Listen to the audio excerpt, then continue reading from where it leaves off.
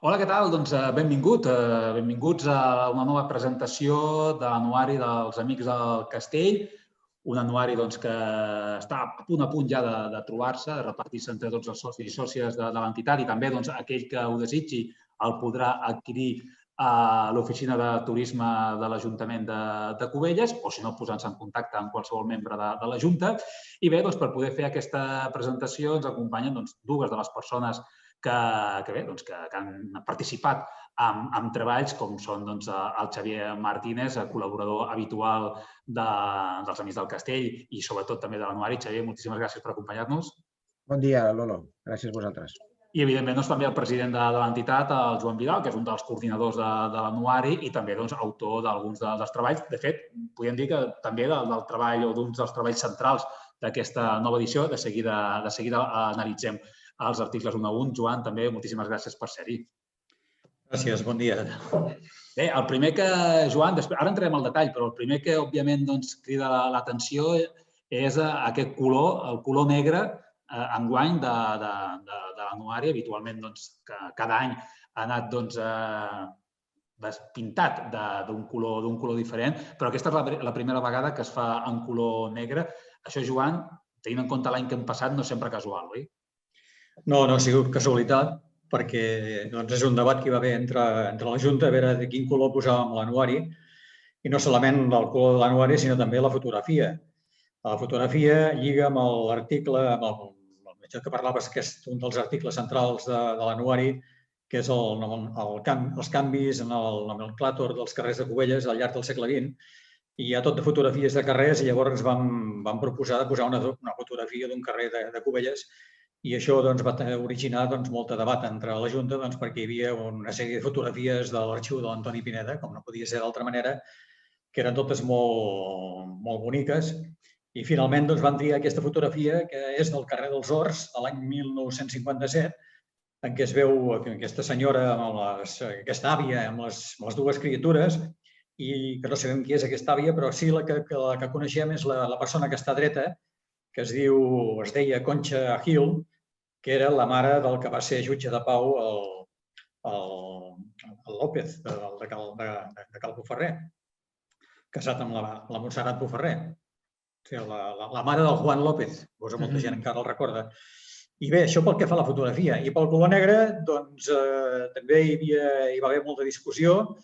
Jo recordo que a tu no t'agradava, a mi tampoc em feia massa el pes, però la majoria de gent de la Junta van dir que com que l'any 2020 ha sigut un any negre, que l'anuari, per recordar aquest trist any passat, també havia de ser de color negre, i així és com ha quedat.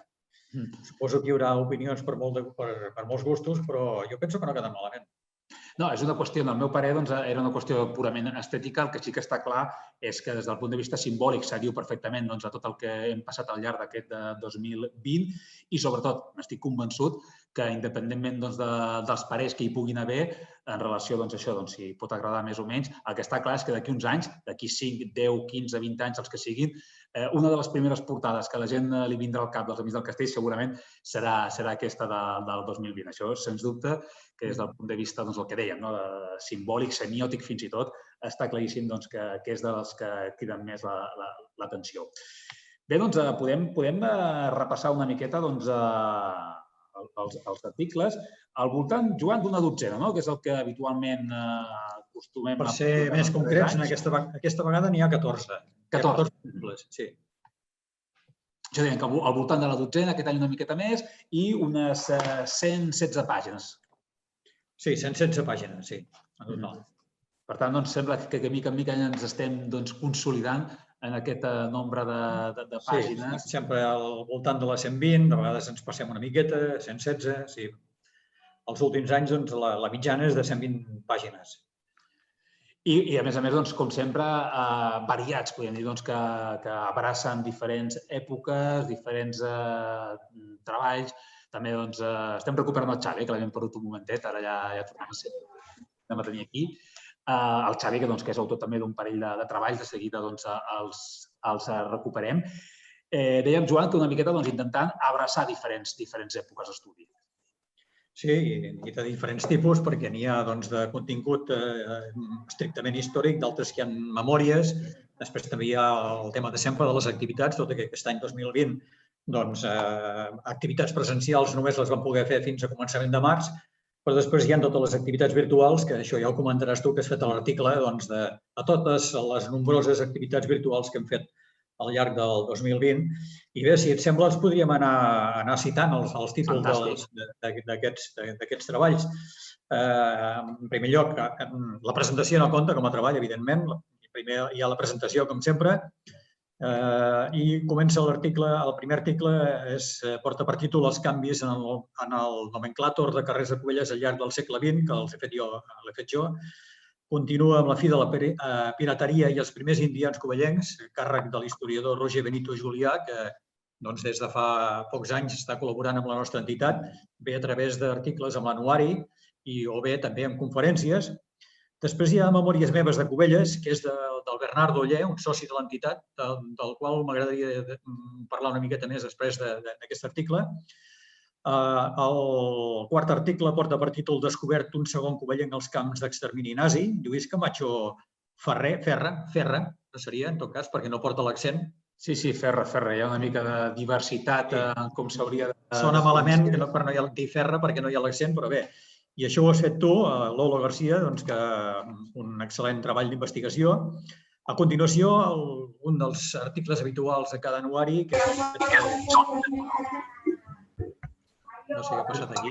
No, això és el Xavi, l'entorn que té. Està ara mateix, li hem d'agrair, a més perquè està treballant, però òbviament se sent una miqueta l'ambient que té. Em sembla que dic que estava a una escola, però avui no deuen fer classe, no, Xavi? No, però hi ha gent a l'escola. Molt bé. Bé, continuem. Estava parlant que un dels articles habituals en cada anuari és el resum d'activitats del grup d'estudis covellencs al llarg de l'any en qüestió, en aquest cas de l'any 2020.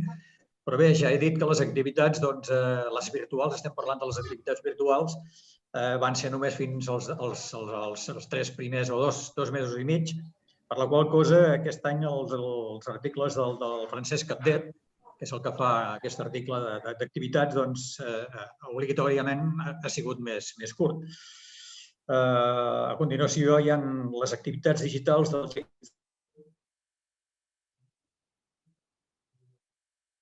un treball en què ja l'explicaràs tu.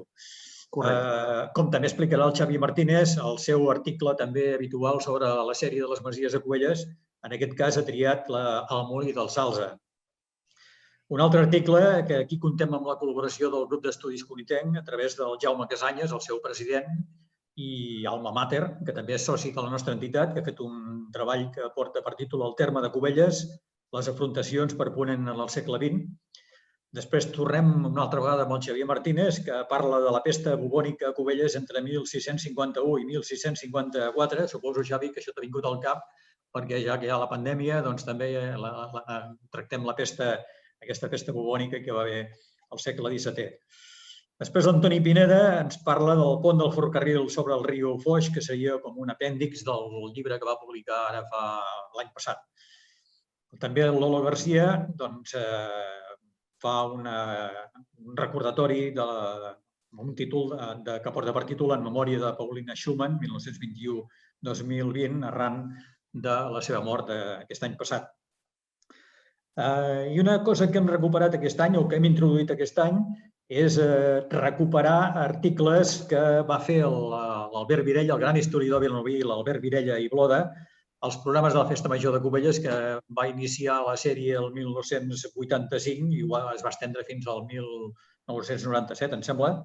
Anteriorment ja n'havia fet un l'any 1974, però bé, nosaltres hem volgut recuperar, o volem recuperar a partir d'aquest any, els articles que van sortir publicats de l'Albert Virella al programa de la Festa Major, repeteixo, i en aquest anuari n'hem publiquem 2. El que va sortir el 1985, que porta per títol Motius, un costum popular d'antany i d'enguany, i el que va sortir l'any 1986, que s'anomena Aquelles festes d'antany.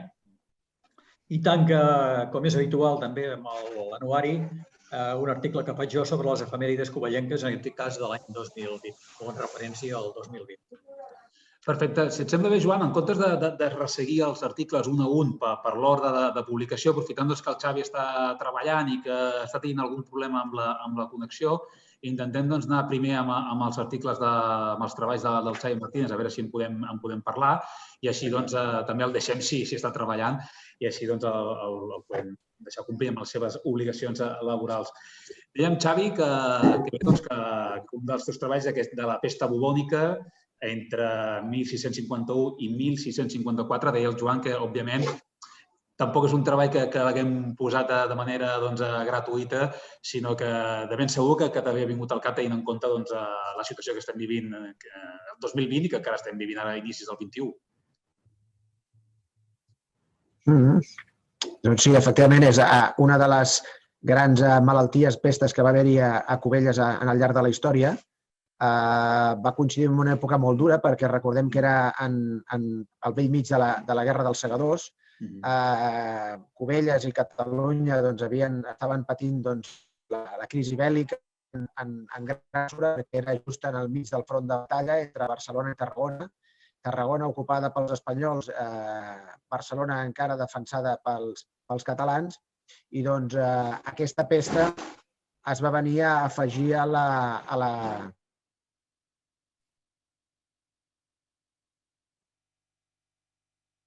Marxa la connexió.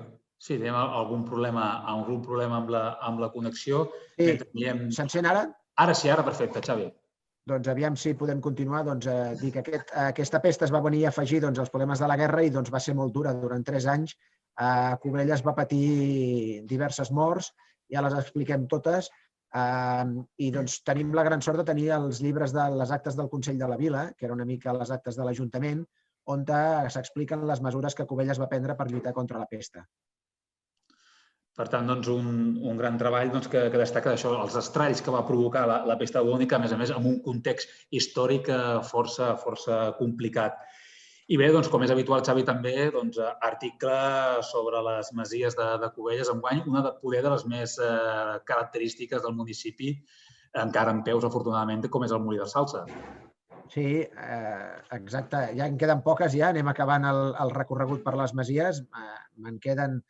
Queda Roca Crespa, queda Cal Baldiri i queda la Casa de la Creu. Si no m'equivoco, només en queden 3. Jo penso que en queden, Xavi. I doncs sí, anem acabant. Aquesta és molt maca, és la primera que fem de la família Rovirosa. Ja s'ha tornat a tallar. Quina en quedava, Joan, segons tu? No, perdó. És que el Xavi, si em permets, un incís, Xavi, jo penso que et quedes una mica curt. Perquè, a veure, jo sempre he dit que aquesta sèrie magnífica que ens ofereix el Xavi des de fa molts anys, jo penso que quan ho acabi es mereix que surti amb un volum que serà un llibre extraordinari. Però jo penso que també hauries d'incloure les masies que pertanyen a la parròquia de Santa Maria de Cubelles. I aquí hi hauria també el Mas de l'Escarrer, Mas Palau, em sembla, també, i alguna altra, potser. Sí. Penso que aquestes també les hauries d'incloure. I després, quan les completis, que espero que no fallis cap any, que tot això surti publicat en un llibre que serà, repeteixo, extraordinari. Home, la veritat és que... No sé si em sent. Sí, perfectament. Dic, la veritat és que aquesta en concret, la del Molí del Salze, que és la primera que faig de la família Rovirosa, la veritat és que és un molí, el Molí del Salze. El molí està molt ben conservat. Crec que, com va dir-me el Joan fa poc, hauríem de demanar a la família Rovirosa que ens deixi fer una visita al vell molí, perquè la part de sota està molt ben conservada. I és veritat que el Salze és un dels molins emblemàtics. A més, és un lloc de pas perquè per accedir a Mastrader per la banda de dalt de Vilanova s'hi accedeix per davant del Molí del Salze. És una masia que està relativament ben conservada. I sí que és veritat, té el seu encant. La veritat és que és una de les masies també que ha tingut més encant i conèixer també la família Rovirosa també té el seu punt històric i he d'agrair sobretot al Josep Maria Rovirosa, al seu germà Gabriel Rovirosa també, l'amabilitat que han tingut de deixar-nos entrar a dins del Salze, que té ja et dic, és una visita, a més, acompanyada d'una caminada també seria interessant, doncs una visita interessant que podrem fer com a amics del castell. Que acostumes, Xavi, per ser, per si algú encara no ha pogut llegir algun dels teus articles sobre masies, acostumes a fer un petit recorregut històric del que és la masia en si i després també una descripció dels seus interiors, de la seva tipologia. Sí, dintre de la desconeixença que tinc jo de la part arquitectònica, però més o menys llegint llibres, totes les masies són més o menys iguals, no? És a dir, aquesta té la particularitat que és un antic molí i, per tant, els molins no eren una masia típica com les que hi ha, no sé, podria ser Cal Granell o la mateixa Roca Crespa, no? Són una mica diferents perquè estaven predisposades per mantenir els molins, no? Els molins és una part molt particular de la història de Cubelles, no? Perquè Cubelles tenia el gran avantatge de tenir el riu Foix, que li servia per arribar a tenir fins a 6 molins que va haver-hi a Cubelles. No? Van desaparèixer a finals del segle XIX, sobretot amb l'electrificació. L'electrificació va ser el que va fer que ja no tingués sentit de tenir un molí mogut per la força de l'aigua. Era una gran indústria a Cubelles, és a dir, tot Vilanova venia a moldre els molins covellencs i el Salze era un dels molins de referència perquè era un dels que estava més a prop de Vilanova. Per tant, el Salze és una masia, a més, que té un afegit lateral, ja ho explica el llibre, doncs encara no hem pogut trobar la data, però calculo que més o menys deu ser cap al segle XIX. Està molt ben conservada a l'interior i, sobretot, això, manté el tresor de l'antic molí que baixar-lo a veure té un encant especial. No és retrocedir en el temps pràcticament 200 o 300 anys enrere. Doncs un excel·lent article sobre la pesta bubònica, molt adient, tenint en compte, malauradament, tot el que estem vivint al llarg d'aquest darrer any i, a més, aquest treball sobre la masia, el molí Salze. I bé, donar-li voltes, Xavi, amb aquesta idea del Joan, del dia que les tinguem totes acabades, poder-ho plegar en un únic volum, perquè seria realment força interessant. No sé si en un llibre podria ser una opció, però sí que és veritat que a mesura que van passant els anys, lògicament, no tenim el mateix coneixement de les masies. L'any 2005, quan vaig començar al Mas d'en Pedro, que a data d'avui, és a dir, quan vas als arxius i quan vas a les hemeroteques i biblioteques vas trobant informació que complementen i condicionen moltes vegades alguna de les informacions que es va donar. És a dir, evidentment, i a més també n'aprens a buscar-ho, perquè hi ha un gran problema amb el tema de les masies, i és que l'any 36 els anarquistes van cremar el registre de la propietat de Vilanova. Per tant, no hi ha el registre dels propietaris de les masies. L'única forma de fer-ho fefaent és amb el registre notarial. Però, clar, el registre notarial has de tenir la informació per saber a quina data és per tirar cap enrere.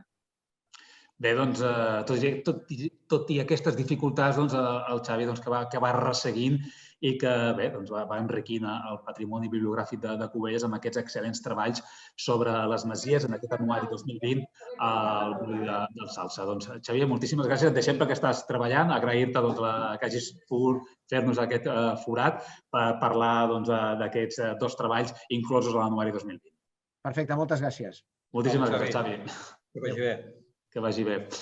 Bé, Joan, doncs el que dèiem, dos dels treballs inclosos en aquest índex de 14 treballs de l'anuari 2020 i el primer, el que ara sí seguim una miqueta l'ordre d'aparició, el primer és aquest treball teu sobre els canvis en el nomenclàtor dels carrers de Cubelles al llarg del segle XX, que, òbviament, Joan, responien moltes vegades a qüestions més aviat polítiques, a aquest bateig dels carrers, que no pas a la lliure voluntat dels habitants de la vila. Sí, és així, realment és així. Els grans canvis que hi ha hagut al llarg del segle XX han sigut gairebé tots per motius polítics, fora de casos puntuals, però, per exemple, els grans canvis han sigut a partir de... Si parlo del segle XX, a l'època de la República és quan hi ha els primers grans canvis de noms de carrers. Després arriba la Guerra Civil i tornen a haver canvis que, a més, són uns canvis que no agraden a la gent del poble, perquè, per posar un exemple, fins i tot es canvia, tinc per aquí apuntat, el carrer Major, i el carrer de tota la vida li posen el carrer de Lluís Companys, tot i que era el president de la Generalitat, hi ha la gent de tota la vida que li posin, que li canvien el nom aquest. Van canviar també el carrer de Sant Antoni, el carrer de l'Església. Això al començament de la Guerra Civil.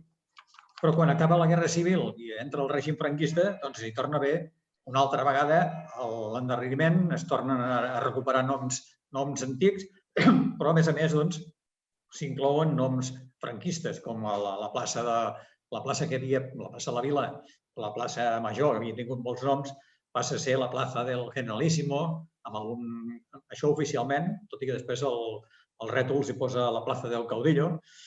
El carrer del Castell i el que era l'avinguda del passeig de Pi i Margall passen a rebre els noms de dues persones que van ser afusellades al començament de la Guerra Civil, com van ser el Narcís Verdagí, antic alcalde de la vila i que va ser el promotor d'aquest passeig, el passeig que ara porta el seu nom, i també el carrer del Castell va passar a portar el nom del Remigi Juncà, del metge Remigi Juncà, assassinat també el juliol del 1936 pels incontrolats.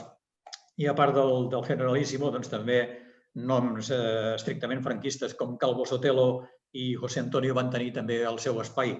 Al Calvo Sotelo se li va donar el carrer Nou, i al José Antonio la plaça de la Font, que llavors a l'època de la República de la Guerra Civil portava el nom de plaça de Francesc Macià.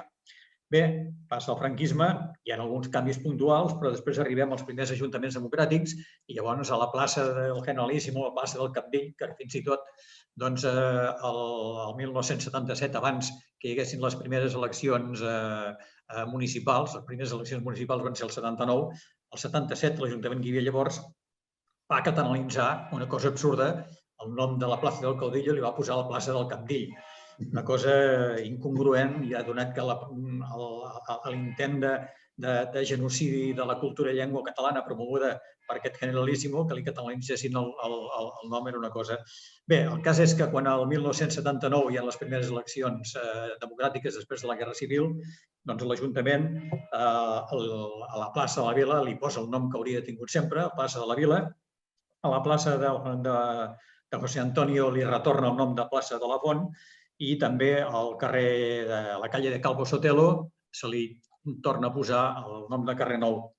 I, per últim, els últims grans canvis, que estem parlant de canvis, no estem parlant de noms nous, això ho hem deixat de banda, simplement els canvis que hi ha hagut. És el 1986, perquè es considerava que encara hi havia tota una sèrie de carrers, no solament al nucli antic, sinó també a l'Eixample i a la zona entre la carretera i la platja, que hi havia noms que no es van trobar adients. I llavors jo era el responsable de Cultura, vaig convocar una comissió per estudiar aquests possibles canvis. Doncs n'hi va haver bastants que estan detallats aquí al llibre i ara no entrarem en més consideracions perquè que es tracta és que ho vagin veient. A part d'això, hi ha hagut canvis puntuals que també es van comentant aquí al llibre o a l'article aquest. I també hi ha un requadre que explica que l'espai que ha tingut més canvis de nom al llarg de la història, al llarg del segle XX, ha sigut precisament la plaça de la Vila. Primerament era anomenada simplement plaça, després va ser la plaça Major, després va ser també la plaça de la Constitució, va rebre després el nom de plaça del Generalísimo, plaça del Caudillo, plaça del Cabdill, fins i tot, en comptes de dir-li plaça del Generalísimo, és curiós que els programes de la Festa Major d'aquella època franquista, quan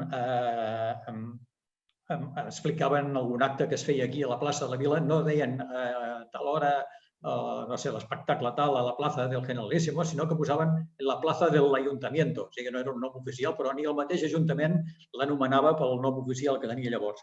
I per últim, com he dit abans, l'any 1979, l'Ajuntament va acordar ja de donar-li el nom que té actualment i que esperem que sigui pels segles dels segles, que és el de plaça de la Vila. I tant que sí. Òbviament, el punt neuràlgic, el principal punt del municipi i d'aquí també que, òbviament, estigués sempre tan sotmès a canvis de nom. Aquest és el treball que obre l'anuari 2020 dels Amics de la Font. Això farcit, com he dit abans, de fotografies que són magnífiques, sorgides, com no, del generós arxiu de l'Antoni Pineda. Fotografies molt interessants perquè, a més, no són només el els carrers buits, sinó que a més s'hi poden veure persones i, per tant, denoten la vida que hi havia en aquests carrers, tot i ser un municipi aleshores de pocs habitants. Bé, doncs es continua el treball, continua el llibre amb un treball d'un dels col·laboradors habituals dels darrers temps amb els Amics del Castell, que és l'historiador Roger Benito Julià, que, com comentaves abans, ha ofert diferents conferències convidat pels Amics del Castell i que en aquesta ocasió s'inclou el seu treball sobre la fi de la pirateria i els primers indians covellencs, un treball força interessant on recull com a partir del 1740, tot i que formalment els catalans tenien prohibit comerciar amb les Índies, que en deien, amb Amèrica, ja començava a haver-hi els primers catalans als quals se'ls deixava dur a terme aquesta activitat i bé, sobretot a partir del 1788, que és quan es flexibilitza aquest monopoli comercial i ja es concedeix el lliure comerç amb Amèrica, que és quan realment els catalans poden començar, a part d'altres territoris, evidentment, els catalans també poden començar a comerciar i a desplaçar-se a Amèrica i a partir de dues sèries de documents que estan custodiats a l'Arxiu General d'Índies a Sevilla, en Roger Benito detecta aquests primers covellencs que comença allò que es deia, que es coneixia com fer les Amèriques. En alguns casos, aquesta sèrie és la sèrie Indiferente i una sèrie que es deia Ultramar. Aquesta Ultramar, la segona, és la més rica pel que fa a les dades. I bé, hi ha un bon recull d'aquests primers covellencs. En alguns casos són covellencs nascuts de naixement, però que vivien a Vilanova, però d'altres no, d'altres en trobem de covellencs que vivien al municipi i que es desplaçaven a Amèrica cercant un futur millor. El primer que hi ha com a mínim documentat és un tal Josep Avinyó, cognom covellenc, que sortí a fer les Amèriques el 1785, vull dir, a finals del segle XVIII. I un any més tard ja s'hi afegiren en Raimon Castanys i en Gabriel Rovirosa, un altre cognom molt arrelat al municipi. Curiosament, requerien de permisos, en alguns casos eren permisos de l'Ajuntament, de la vila, per acreditar que eren persones, diguem-ne, de bona reputació i en altres casos hi havia molts menors d'edat que també ja es desplaçaven perquè ja tenien un parent allà i, per tant, els cridaven perquè els ajudessin si algú ja tenia alguna mena d'hisenda, de plantació, del que fos. Aleshores, aquests menors, òbviament, requerien del permís dels pares i també hi ha casos de persones, ja d'adults, que estan casats però només hi va un dels dos, habitualment homes, però també hi ha alguna dona que es desplaça a les Amèriques i tant en un cas com en l'altre requerien del permís del cònjuge. És a dir, si era un home, si era una dona, requeria del permís del marit, que això en aquell context ens podria semblar amb la distància ara més habitual, però també, si l'home anava sol, requeria del permís de la seva esposa, de la seva dona, la qual cosa ens pot cridar una miqueta més l'atenció tenint en compte com en aquella època era una societat majoritàriament, podríem dir, masclista, per dir-ho d'alguna manera, i és curiós que la dona també havia de donar el seu permís, el seu consentiment per permetre que l'home viatgés a l'altra banda de l'Atlàntic. Un treball realment molt enriquidor i molt interessant. I tant, sí. I d'aquí saltem, Joan, a les memòries. En aquest cas, les d'un soci també molt... Sí, estem acostumats que, sobretot al llarg dels anuaris, al llarg dels anys, les memòries les explicava l'Antoni Pineda i aquesta vegada ha sigut un soci que també ha volgut explicar les seves memòries. Bé, de fet, jo parlant amb ell, una vegada em va dir que escrivia coses i tal, m'ho va ensenyar i dic, hosti, que això seria interessant que ho publiquessis, perquè aquestes memòries són molt interessants. Home, però vols dir que agradaran a la gent? Dic, home, jo penso que sí, dic, a mi m'agrada. Que si m'agraden a mi, suposo que a algú més també li poden agradar. I bé, vam arribar a un acord i sí, hem publicat aquestes memòries meves de Cubelles, que és del soci Bernardo Oller, els covellencs més antics ja el coneixeran. El Bernardo Oller va néixer aquí a Cubelles l'any 1939 en el si d'una família originària de Pulpi, de la província d'Almeria, que havia arrelat aquí a Cubelles a aquella dècada dels anys 30. Bé, el Bernardo Oller ha fet aquest article, totes aquestes memòries seves, amb fotografies també quasi totes fetes per ell, no solament de l'època, sinó també d'algunes, perquè ha volgut fer la comparació d'alguna cosa que parlava. Exacte. Són en total uns 10 capítols que comencen amb el primer, que es diu La Terrera, o les Coves, que és un lloc que estava al Mont Calvari, d'on s'hi extreia terra d'escudella que servia per rebrillantar o netejar el sòl de les cases, les cassoles d'argila, etc. Ell, no hem trobat, jo ni el Pineda, té fotografies de la Terrera. És curiós, no n'hem vist cap. Nosaltres de petits, la gent ja tenim una edat, doncs hi anàvem a jugar i el Bernardo Oller recorda que ell també de petit anava a jugar aquí o anaven a caçar aquí a la Terrera, però sí que amb l'anuari podrem veure uns plànols, uns croquis, més ben dit, que ha fet ell sobre com era la Terrera i, a més també adjunta unes fotografies d'on era exactament, o sigui, què és el que hi ha ara actualment aquí a la Terrera, que és el carrer de la Nostra Senyora de la Mercè. Bé, aquest és el primer dels 10 capítols de les seves memòries. Un altre que porta, no m'estendré perquè si no acabaríem mai, perquè tenim 14 articles. Comença amb la Terrera, continua amb un altre que es diu El Pasturatge, després segueix amb els molins fariners hidràulics, també parla de l'any de la glaçada, febrer de 1956, la processó al Mont Calvari, en què es feia la benedicció del terme, els salpars, que també era una altra cerimònia que es feia de benedicció, que el capellà anava per Setmana Santa a beneir les cases i les masies, el pèlag, la figuera del campanar, el pa de vi i el cargol de terra. Bé, tot això acompanyat d'excel·lents fotografies, tant de l'època com d'actuals. I bé, són unes memòries que jo trobo força interessants i penso que el que se les llegeixi també els hi agradarà. Uns per recordar coses que han viscut, els més veterans, i els altres per descobrir coses de Cubelles que els sobtarà. El pa de vi, a mi em va cridar molt l'atenció el pa de vi, que fins i tot posa la recepta de sa mare, o com ho feia com a mínim sa mare, i la veritat és que és jo ho trobo molt interessant. Molt interessant. Ja l'he animat que continuï fent memòries d'aquestes, que l'any que ve l'esperem. Fantàstic, perquè sens dubte que enriqueix aquest anuari. Doncs Memòries meves de Cubelles a càrrec de Bernardo Oller. Hi ha més treball, Joan. I ara et toca a tu explicar aquest article que es diu Descobert un segon cubellenc als camps d'extermini nazi, el Lluís Camacho. Doncs sí, sempre se sabia i es coneixia que a Cubelles hi havia hagut un cubellenc que, malauradament, desgraciadament, havia mort a Mauthausen, com era en Josep Agustí Bonbuí, que no era nascut a Cubelles, perquè ell era nascut a Almassora, a la demarcació de Castelló, però que havia arrelat de molt jove al municipi.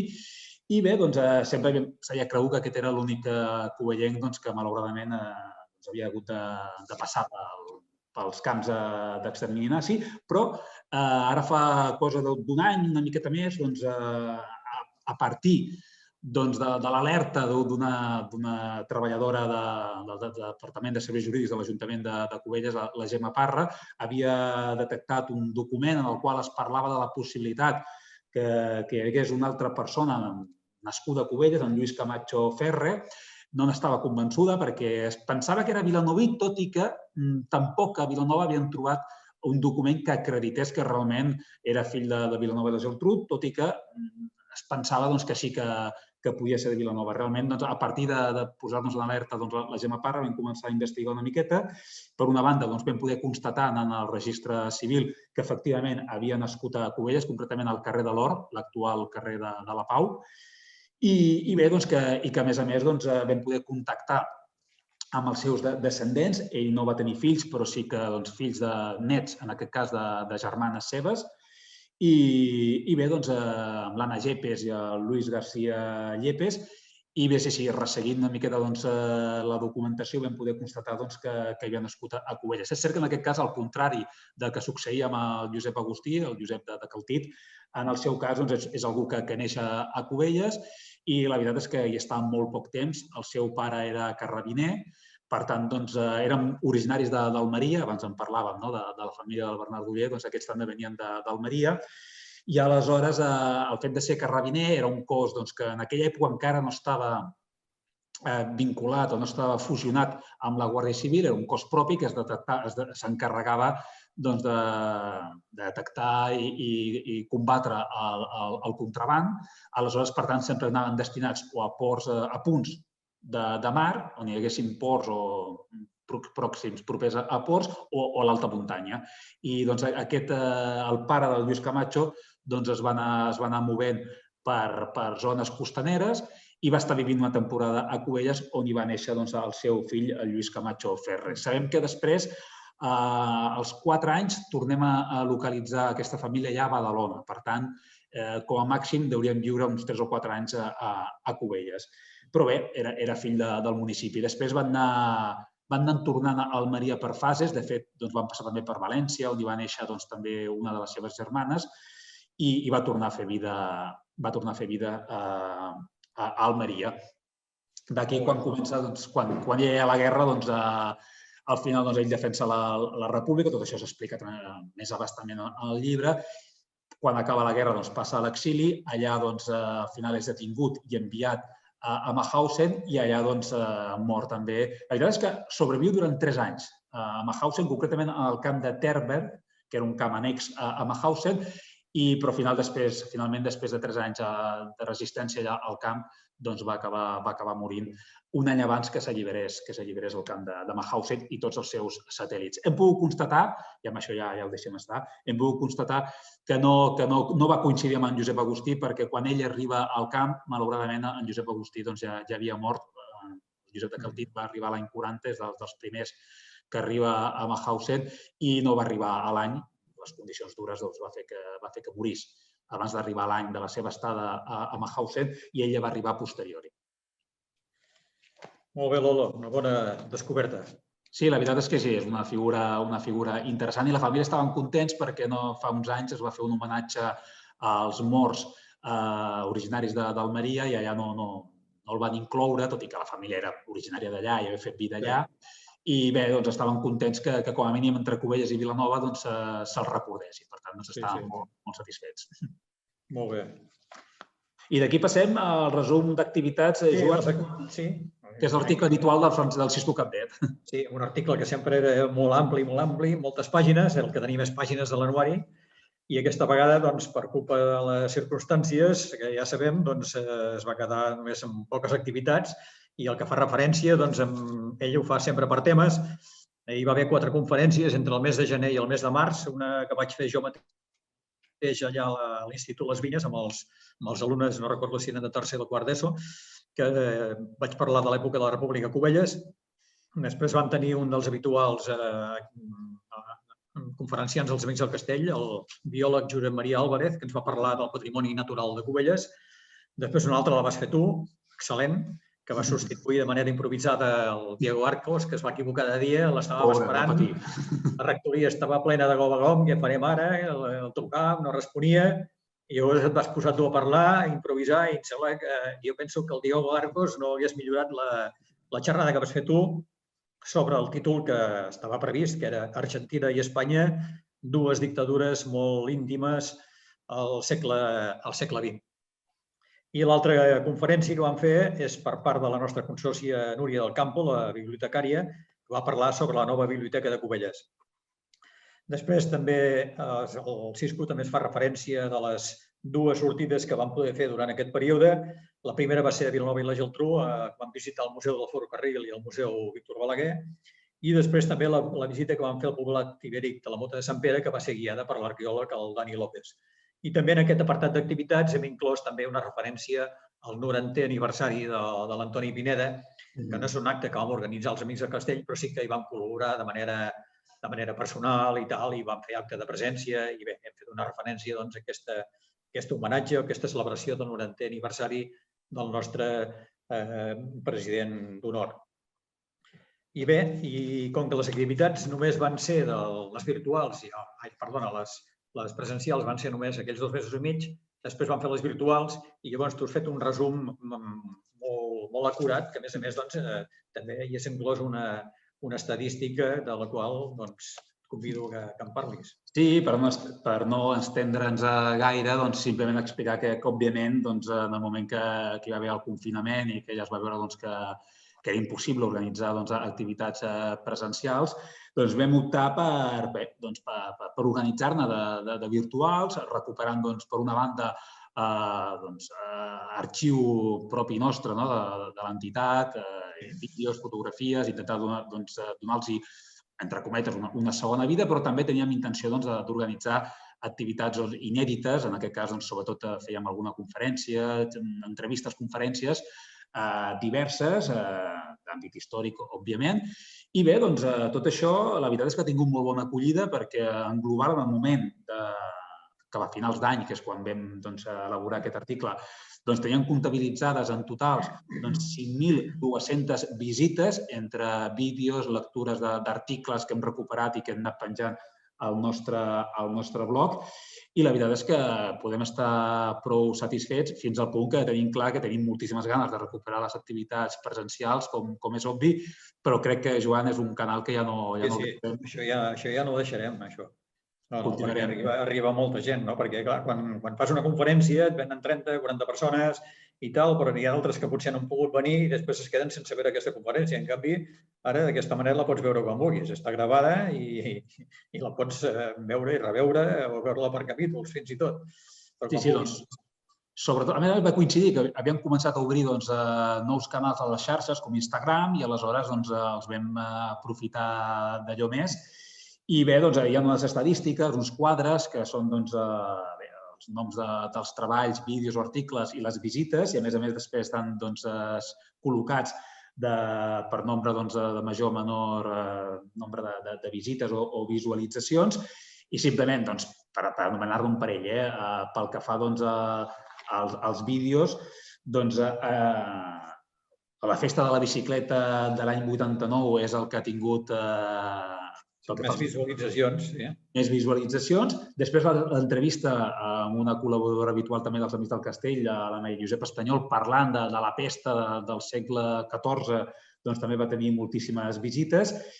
I bé, el que dèiem, també de les activitats inèdites, no procedents del nostre arxiu, destacar entrevistes amb l'Agustí Argibon, covellenc que ens parlava de la seva participació amb el Front Nacional de Catalunya, que el 2020 va commemorar el 80è aniversari de la seva creació, l'entrevista amb el Leslie del Cirex, entrevista amb el Vidal Aragonès, que ha fet diputat al Parlament de Catalunya, que ha fet un excel·lent treball recuperant la vida i obra i pensament d'en Francesc Layret, que enguany també al novembre es commemorava el centenari del seu assassinat, l'Alberto Edjogo, parlant de futbol africà, el Pelai Pagès, historiador il·lustre, reconegut, que també ens parlava sobre els maquis durant el franquisme. Per tant, hem pogut gaudir també de conferències amb historiadors de primeríssim nivell. Aquest any hem fet, si vas a mirar, més activitats que mai, amb aquestes virtuals. I tant, i tant. I que ens ha portat feina, també. I tot va sortir arran de la Setmana Cultural, quan es va dir que aquest any farem la Setmana Cultural virtual i ho van fer tota una sèrie de les entitats culturals del poble, doncs tothom va programar la seva activitat, però després nosaltres hem continuat cada any, cada mes, vull dir, fent aquestes activitats que, encara que tornem, esperem que sigui aviat, a les activitats presencials, aquestes virtuals també no tenen per què deixar-se de fer. I tant, intentant combinar algun vídeo, exposicions de fotografies, articles al nostre blog i, a més, intentant generar un contingut nou cada mes, com a mínim un de nou cada mes. Aquest mes de gener, això ja no entra a l'anuari 2020, però aquest gener hem tingut l'entrevista també amb l'Assumpta Montellà parlant de la maternitat d'Elna, per tant, una línia que de ben segur seguirem. Després, a continuació, ja teníem l'article de les Masies de Cubelles, el Molí del Salsa, hem parlat ara amb Xavi Martínez, i un altre article de l'alma mater del Macio de Cunito, del grup d'estudis. Sí, ha fet una col·laboració el Jaume Casanyes amb el títol del terme de Cubelles, les afrontacions per Ponent al segle XX, que ens parla del límit de Cubelles per la banda de Ponent, en què el límit de Cubelles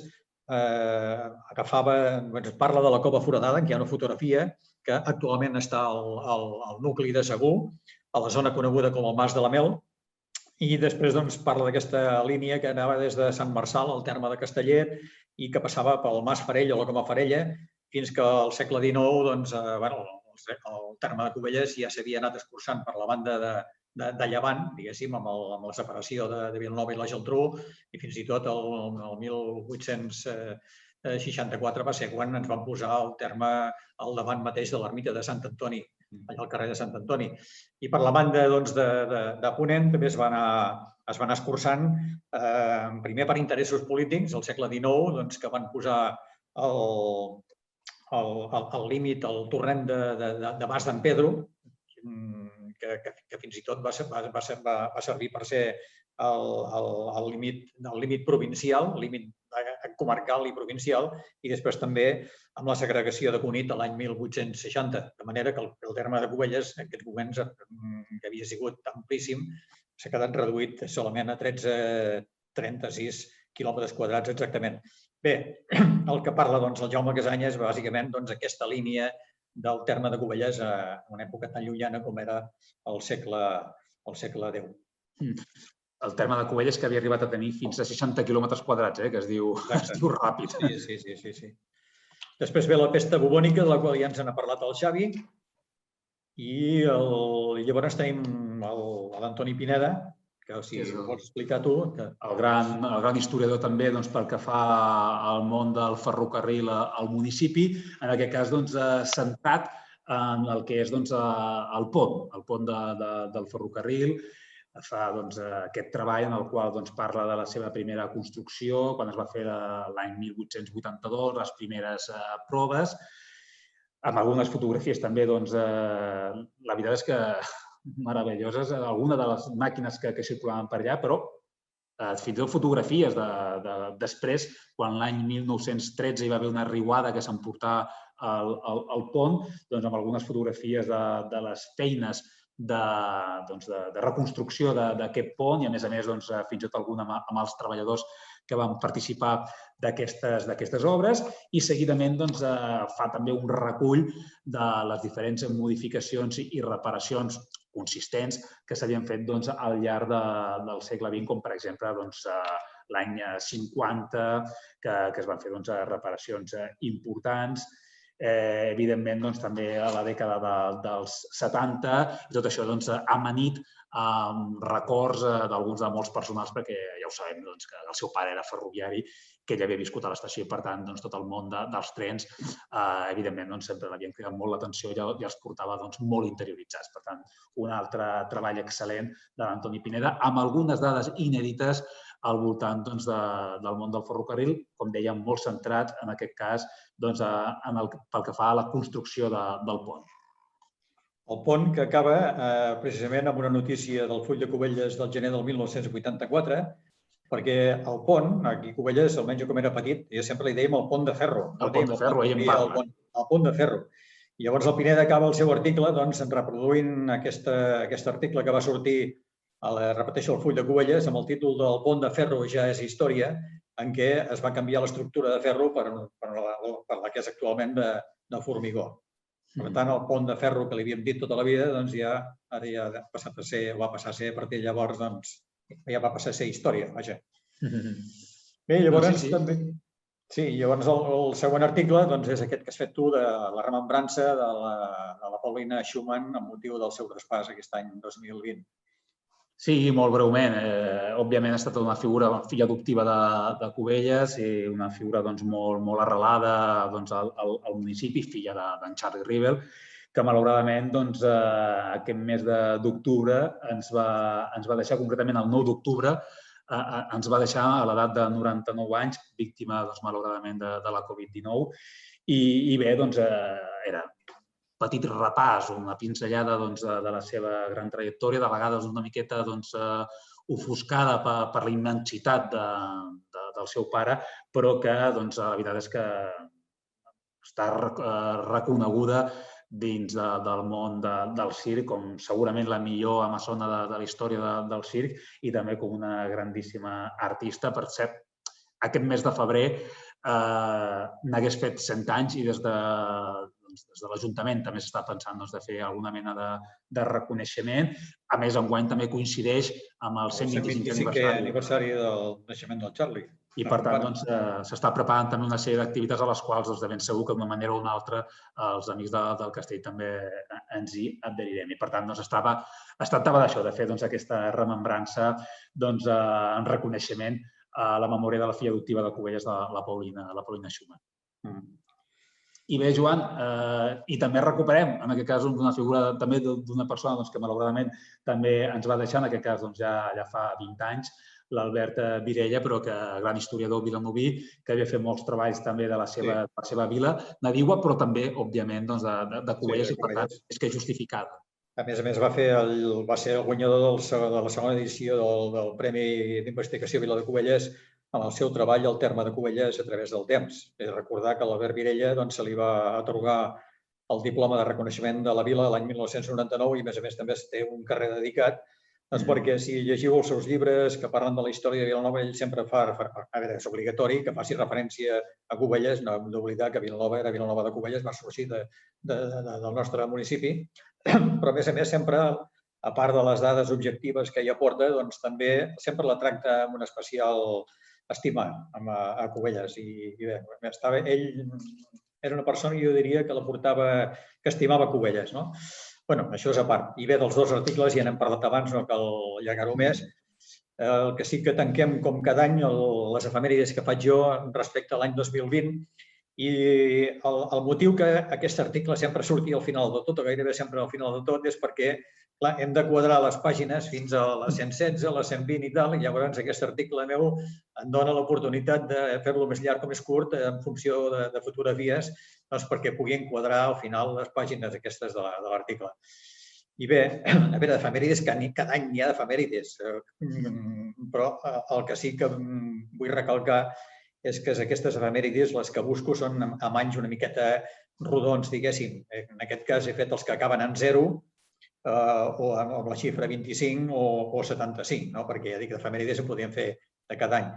Llavors, destacar-ne les que, a veure, no explicaré totes les que surten, però per citar-ne algunes, doncs, per exemple, ha fet 920 anys, l'any 1100, que es va documentar el lloc de Gallifa, després que l'any 4 ha fet 410 anys, l'any 1610 va ser, que la Reial Audiència va aprovar definitivament la separació de Cubelles de Vilanova i la Geltrú. Això ja ho saps tu prou bé, que vas fer aquell treball magnífic en una separata del programa de la Festa Major fa uns quants anys.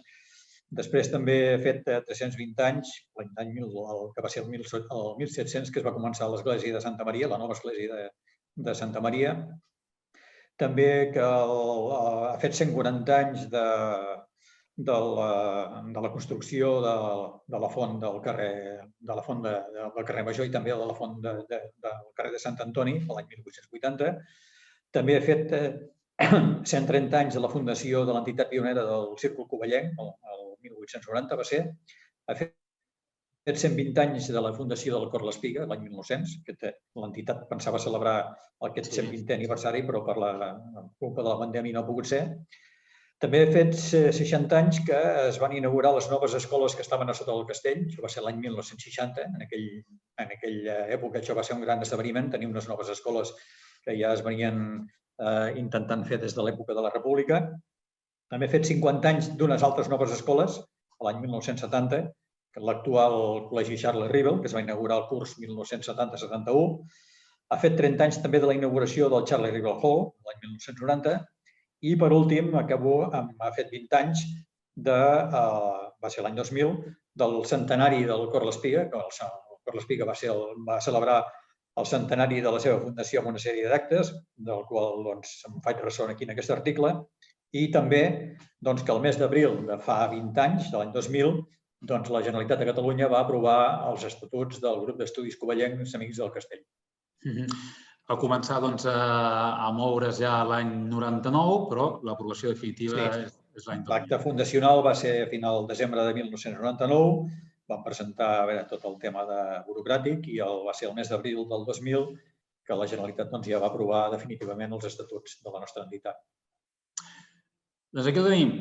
L'anuari 2020 del grup d'estudis covellencs Amics del Castell, portada enguany de color negre, malauradament, per totes les vicissituds que hem hagut de patir al llarg d'aquest any passat, però que tanmateix serà recordat no només pel simbolisme d'aquest color de la seva portada, sinó també per l'excel·lent contingut dels seus treballs. Joan, el que dèiem, gratuït per tots els socis, com és obvi, i aquell que no sigui soci però que en vulgui gaudir té l'opció d'adquirir-lo a l'oficina de turisme de l'Ajuntament de Cubelles o posant-se en contacte amb qualsevol dels membres de la Junta del grup d'estudis covellencs Amics del Castell. Ens queda per recordar una cosa que hem enviat ja per correu electrònic i també per WhatsApp als socis, si no ho poden veure. Recordar que a l'anuari vam informar que repartiria aquest diumenge, o sigui, demà i el dilluns, o sigui, aquest diumenge 31 de gener i dilluns 1 de febrer, però no ha pogut ser perquè la impremta ha tingut problemes amb el personal, el tema de la Covid i tal, i el lliurament als socis de l'anuari s'ha retardat una setmana, de manera que ara recordem que els socis poden venir a recollir l'anuari el diumenge 7 de febrer aquí a la rectoria. Posarem una taula a la porta, perquè no cal que ni que entrin, des de fora del carrer podran agafar, es donarà l'anuari. O sigui, el diumenge 7 de febrer, repeteixo, de 12 a 1 del migdia i el dilluns 8 de febrer de les 7 a les 8 de la tarda. Poden venir a recollir els socis. Si algú té algun inconvenient, pot trucar al Cisco Capdet o al Pere Urgellès, que en la nota que m'ha enviat per correu ja posa els seus números de telèfon. Doncs diumenge dia 7 al migdia i dilluns dia 8 al vespre, tarda vespre, qui vulgui recollir-lo podrà passar per la rectoria garantint les mesures de... Sí, i les persones que no són de Cubelles, que tenen problemes de desplaçament per venir aquí a Cubelles, ja ens posarem d'acord amb ells o ja ens posarem en contacte per veure com els hi fem arribar. Perfecte, doncs que no se'l perdi ningú perquè val molt, molt la pena. Joan Vidal, moltíssimes gràcies. Molt bé, molt a tu i gràcies a tota la gent que ens està mirant, escoltant. Doncs fantàstic. Moltíssimes gràcies a tota aquesta gent que al final són l'ànima, el motor dels Amics del Castell. Moltíssimes gràcies. Fins la propera. Vinga, adéu-siau, bon dia.